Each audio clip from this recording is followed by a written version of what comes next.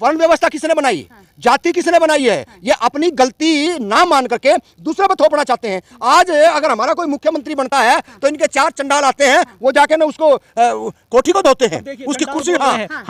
हमारे जो पुजारी लोग हैं जिनका हम इनको सम्मान करना चाहिए, जो अच्छे लोग हैं, गुंडे हैं, उनको पुजारी नहीं है, वो गुंडे हैं, वो गुंडे हैं, वो पुजारी नहीं है। ये कावड़ ढुआना, गंगा जल और ये इस तरह काम से ऊपर आ जाओ, ठीक है? एक ही काम बच गया, तुमने कोई काम की बात नहीं, शिक्षा की, रोजगार की उसकी बात नहीं है। गंगा जल ले आओ, कावड़ ले आओ, जगराता कराओ, नवराता कराओ, वहां भंडारे में चलो, वहां भंडारे में चलो। अरे कभी ना कभी छोटी जो बस्तियां हैं, जिसके बच्चे के माँ नहीं है, बाप नहीं है, उस बच्चे को कभी बैग, कभी पेंशन, कभी यूनिफॉर्म दे के देखो, कलेजे को कितनी ठंड मिलेगी। बटोगे तो कटोगे। गलत क्या है इसमें? बटेंगे मतलब नहीं चाहिए, यूनाइटेड होना चाहिए, है ना? फैमिली में एक होना चाहिए, समाज में एक होना चाहिए, देश में एक होना चाहिए, तभी तो मजबूती होगी।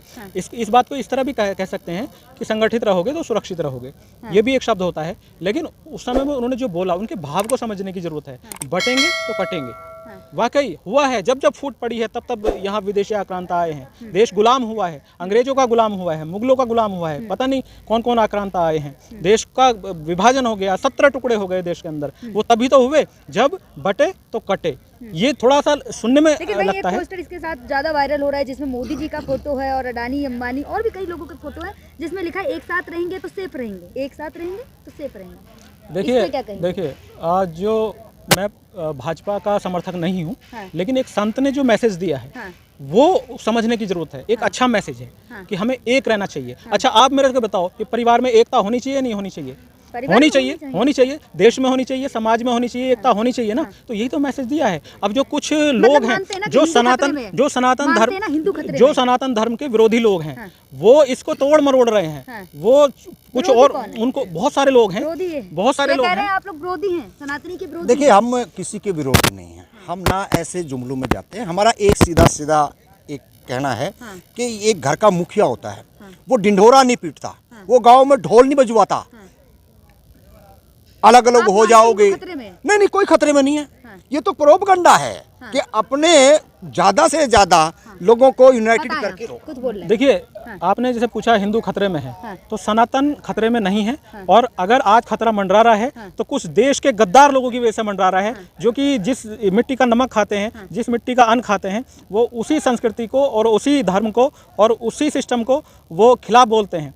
तो उनकी वजह से कहीं ना कहीं देश खतरे में जा रहा है। उनको समझने की जरूरत है। योगी जी ने नारा दिया था बटेंगे तो कटेंगे, फिर उन्होंने कह दिया कि कुंभ के मेले में मुसलमानों का प्रवेश वर्जित है। देखिए जब कोई पर्व होता है, बाय द वे इनके घर में कोई शादी है या विवाह है या कोई यज्ञ है, कुछ भी है, पूजा पाठ है, तो उसमें कौन जाएगा कौन नहीं जाएगा वो भाई डिसाइड करेंगे ना। मैं थोड़ी कहूँगा कि मेरे को जबरदस्ती बुलाओ। तो यहाँ भी वैसा है, सनातन धर्म का एक पर्व है, वो कोई बिजनेस पॉइंट नहीं है जो वहाँ मुसलमान बिजनेस करने जाएंगे। मुसलमानों के कार्यक्रम में कौन जाएगा वो मुसलमान डिसाइड करेंगे, सनातन धर्म के पर्व में कौन जाएगा वो सनातन धर्म डिसाइड करेंगे। तो ये तो कॉमन चीज़ है। अब इस पर भी वो कह रहे हैं कि ऐसा नहीं होना चाहिए, तो ये कोई पॉलिटिकल पार्टी का इवेंट नहीं है। मैं पूरा हमारी विशाल हिंदू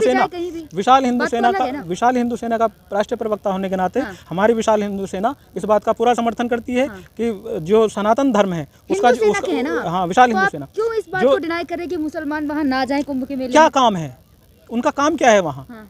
हज में तो 40 किलोमीटर दूर से रोक दिया जाता है। जब हज में जाते हैं 40 किलोमीटर दूर से रोक दिया जाता है। वहाँ भावनाएं आहत नहीं होती, वहाँ सेक्युलरिज्म ध्यान नहीं आता। सनातन में क्या करने जाएंगे? और फिर दूसरा, मुसलमान लोगों से मेरा एक और रिक्वेस्ट भी है, वहाँ ना जाएं तो अच्छा है। कुछ गलत होता है, जो टेंट वगैरह बना रहे हैं वो तो सारे मुसलमान भाई हैं। कुछ नहीं, देखो अब फेस्टिवल में अगर टेंट लगाया किसी ने तो ये थोड़ी कि उसका पूरा परिवार भी इन्वाइट होता है। अब मंडप जिसका होता है वो बुक किया जाता है, तो ये थोड़ी कि उसका परिवार भी इन्वाइट होता है, तो वो अलग चीज है। लेकिन अब तक कभी भी ऐसा नहीं हुआ। देखिए 70 साल की बात की जाती है, 60-70 साल की बात। तो यही तो दर्द है।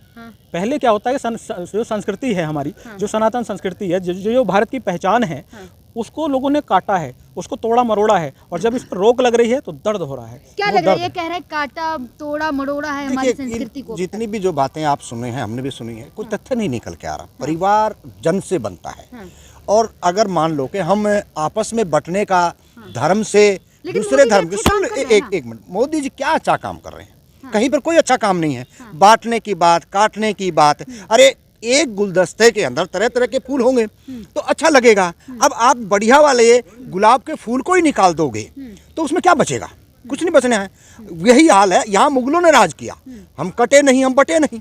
यहाँ अंग्रेजों ने राज किया, हम कटे नहीं, बटे नहीं।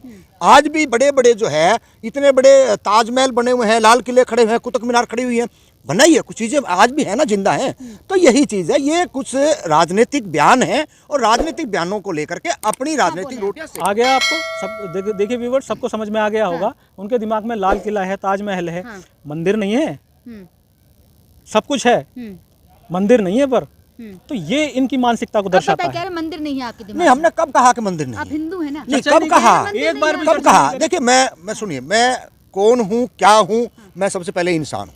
मैं धर्म की, राजनीतिक धर्म की फसल बिल्कुल भी नहीं काटना चाहते। इंसान है और इंसानियत की बात करनी चाहिए। ये जो धर्म की बांटने की चीजें हैं, बार बार हमारी तरफ से ये चीजें नहीं आएगी, क्योंकि हम तो पीड़ित लोग हैं। हमने तो जब मुगल थे तब भी यही यातना थी, अंग्रेज थे तब भी यही यातना है, आज कथाकथित हिंदू है तब भी यही यातना है। सम्मान किसने दिया है? सवाल ये था कि आपके दिमाग में मंदिर नहीं है। अरे भाई, हम कह रहे हैं मंदिर मेरे दिल के अंदर है, मेरे दिमाग के अंदर है।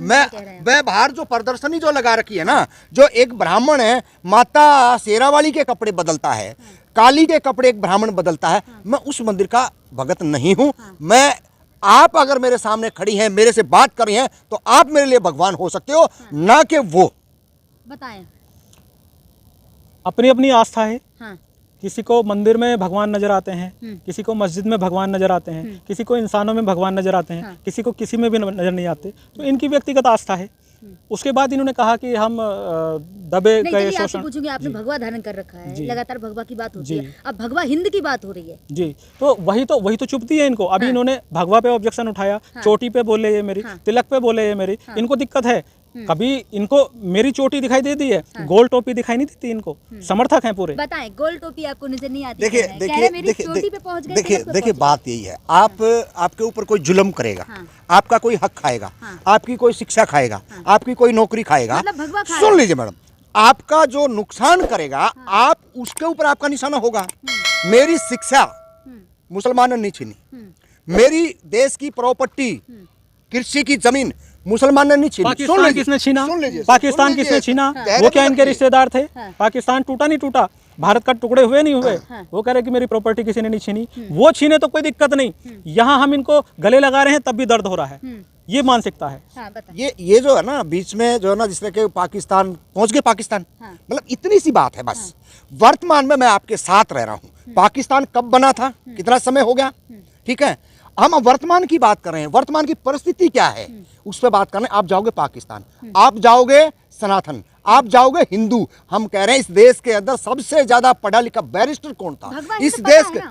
सुन लिए, मैं कह रहा हूँ भगवा हिंद, ये जाने। पहले हिंदू राष्ट्र की मांग हो रही थी, अब भगवा हिंद की मांग हो रही है। देखिए, ये 10 साल से सत्ता में हैं, कुछ भी नहीं कर पाए, और ये इसी तरीके से पतन हो जाएगा, सत्ता चली जाएगी इनकी। किसका पतन होगा? बीजेपी आरएसएस का, भगवा का पतन करेंगे। भगवा दिखाई देता है इनको, एक्स्ट्रा सुनते हैं। इनके दिमाग के अंदर है कंप्यूटर से भी ज्यादा स्पीड है, इतना एडवांस सोचते हैं, कितना कि देखिए हमारा पतन हो जाएगा। अरे हम तो कह रहे हैं हमारा पतन तो तुमने कर दिया। जैसे लोगों की वजह से ही तो हमारा पतन हो रहा है। आप हमारे साथ में खड़े नहीं होते, हम आपको गले लगाते हैं, हाथ मिलाते हैं, आओ हमारे साथ में खड़े हो, आपके अधिकार, हम तो अपने अधिकार भी आपको देने को तैयार हैं।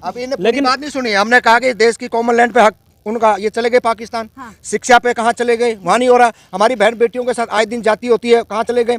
ये चूहे के बिल में घुस जाते हैं, तब इनको हम नहीं दिखा देते। जब कोई इनकी धर्म की बात आए तो लाठी तलवार बंदूक हथियार, मरने के लिए हम आगे रहे। तो भैया हमारे बस की बात ना है, हमारे बाप दादाओं ने बहुत कुर्बानियां दे ली है इसके लिए। अब हमने थोड़ी शिक्षा, रोजगार और सम्मान बढ़ा। अभी हम ना वो कच्ची जो दीवारें थी मकानों की, जो 4.5 से 5 फुट की छत होती थी, अभी हम 9 फुट की छत में आए हैं।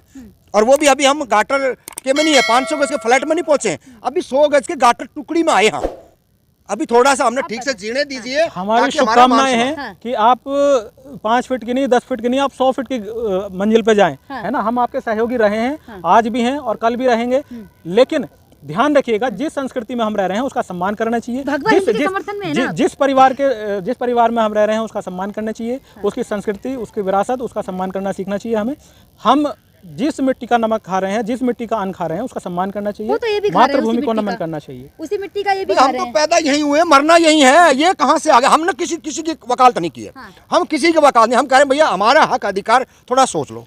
बिल्कुल मतलब किसी भी जगह से हमारे को लूटना पीटना कूटना ये कब तक बर्दाश्त करेगा। गजबा हिंद भगवा हिंद की बात हो रही है। देखिए मैडम ये कुछ भी ऐसे स्लोगन छोड़ ले, जनता यहाँ तक भर चुकी है।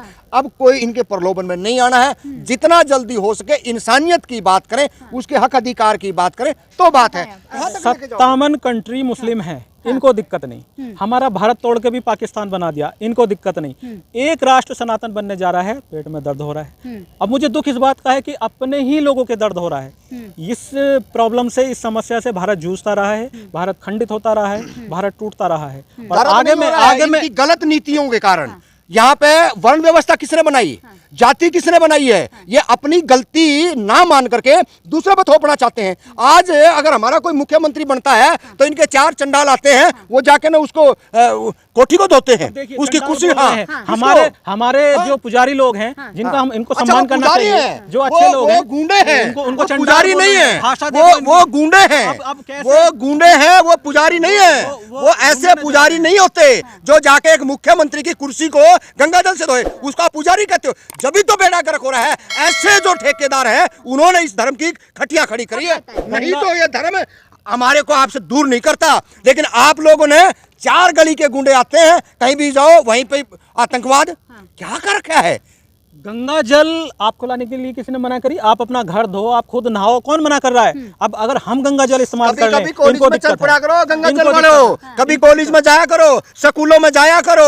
ये कावड़ ढुआना गंगा जल और ये इस तरह काम से ऊपर आ जाओ, ठीक है। एक ही काम बच गया, तुमने कोई काम की बात नहीं, शिक्षा की, रोजगार की, उसकी बात नहीं है। गंगा जल ले आओ, कावड़ ले आओ, जगराता कराओ, नवरात्रा कराओ, वहां भंडारे में चलो, वहां भंडारे में चलो। अरे कभी ना कभी छोटी जो बस्तियां हैं, जिसके बच्चे के मां नहीं है, बाप नहीं है, उस बच्चे को कभी बैग, कभी पेंशन, कभी यूनिफॉर्म दे के देखो, कलेजे को कितनी ठंड मिलेगी। वो है असली धर्म। तो असली धर्म तो वो है, उस पर चर्चा नहीं, और पता नहीं कहां घूम लेते हैं। देखिए बहुत सारे विद्या मंदिर हैं, बहुत सारे स्कूल हैं, बहुत सारी संस्थाएं हैं जो कि काम कर रही हैं समाज सेवा। अब इनको मैं क्या क्या गिनाऊं, लेकिन इनको समस्या वो नहीं है, इनको समस्या वो नहीं है, इनको समस्या दूसरी है कि बस भगवा हट जाए, गोल टोपी लग जाए, ये समस्या है सारी। मतलब तो गजबा हिंद चाह रहे हैं बस। गोल टोपी से आपको क्या दिक्कत है? हमने गोल टोपी का, मैडम आप पूरी उसको देख लो, कभी भी हमने कोई मुसलमान का गोल टोपी की चर्चा नहीं करी है। इनके मुंह से पाकिस्तान और